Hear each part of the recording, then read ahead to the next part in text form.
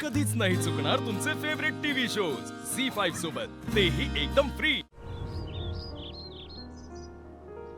मदन, काय रे असं अचानक का बोलवलंस? आय एम रिअली सॉरी काका. म्हणजे मी तुम्हाला घरी येऊनच भेटणार होतो, पण मला अक्षरासमोर काही बोलायचं नव्हतं. का रे, काही झालंय का? नाही झालं असं काही नाहीये, पण आय एम रिअली सॉरी काका. अरे आत्ताच सॉरी म्हणालास ना, मग परत कशाला सॉरी म्हणतोयस? अरे ठीक आहे ना, नव्हतं बोलायचं तुला अक्षरासमोर, म्हणून मला इथे यावं लागलं. काका पण या सॉरीचं कारण वेगळं आहे.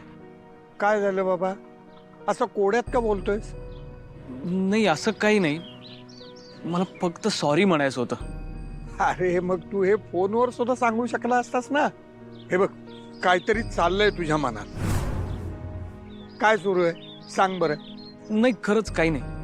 मदन, हे बघ, माणसाने बोलून मोकळं व्हावं. हे बघ, तुला काहीतरी बोलायचंय माझ्याशी, हे कळतंय मला.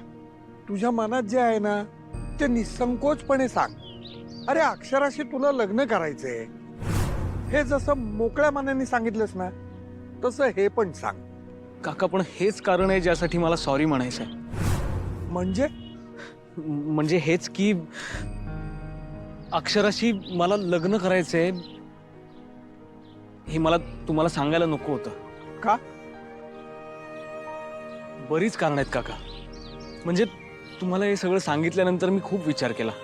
तुम्हाला सांगितलं ते चूक केलं की बरोबर हे सुद्धा कळत नव्हतं मला.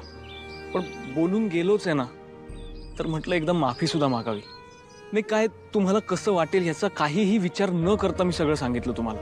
अरे मनातलं बोललास ना, मग झालं तर. आणि हे बघ, मला काही वाईट वगैरे अजिबात वाटलं नाही. ज्या गोष्टीने समोरच्याला त्रास होईल अशा गोष्टी बोलूही नयेत आणि करूही नयेत. म्हणजे मी बोललो त्याचा तुम्हाला त्रास नाही झाला? तुम्ही खरंच माफ केलं मला? हो. थँक्यू काका. खरंच मनावरचं ओझं हलकं झालं माझ्या. मला तुमच्याशी कसं बोलावं ना तेच कळत नव्हतं, पण आता खरंच बरं वाटतंय. एकतर इतके वर्ष मी काहीच कॉन्टॅक्टमध्येही नव्हतो आणि अचानक येऊन हे असं काहीतरी बोलतो. मलाच फार चुकीचं वाटत होतं ते. आणि त्यातही मी सरळ अक्षराशी न बोलता तुमच्याशी बोललो, तिच्या वडिलांशी बोललो. तुम्ही कदाचित विचार कराल की ह्याचे संस्कार कसे आहेत, मला जज कराल का काय असंही वाटत होतं मला. अरे समोरची व्यक्ती कोणत्या भावनेतून बोलते याची एक शिक्षक म्हणून जाण आहे माझ्याकडे. आणि तू काही परका नाहीयेस रे आमच्यासाठी. लहानपणापासून बघत आलोय तुला. तू काहीही चुकीचं वागणार नाहीस हे माहितीये मला. थँक्यू काका, समजून घेतलं तुम्ही मला इतकं. आणि कसं आहे ना, अक्षरा मला आवडते हे मी आधी सांगितलं असतं ना तर गोष्ट वेगळी होती. पण आता लग्न झालंय तिचं. त्याचीच तर खंत आहे. काय पुटपुटला? काय काय काय म्हटलात आत्ता काका? नाही, काही नाही. काका आता तुम्हीच म्हणालात ना की मनातलं सगळं बोलून मोकळं व्हावं. नाही रे, काही नाही.